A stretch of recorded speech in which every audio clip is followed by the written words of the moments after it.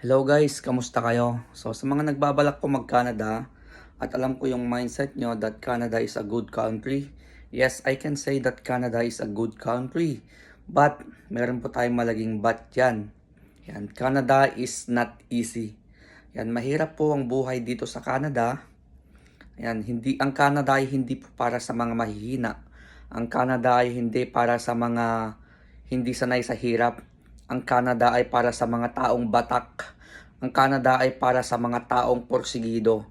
Kaya kung nagbabalak kang mag-Canada, dapat meron kayong mga ganong traits, yung mga ganong attitude, yung hindi ka sumusuko, laban lang ng laban. Ayan, so kung nagbabalak kayo mag-Canada at ayun nga, iiwan nyo yung magandang buhay nyo dyan sa Pilipinas, it's your choice. Ayan, ito po yung masasabi ko. Bago po kayo pumunta sa Canada, ipag-pray nyo muna kay Lord kung para sa inyo ang Canada, ibibigay niya yan.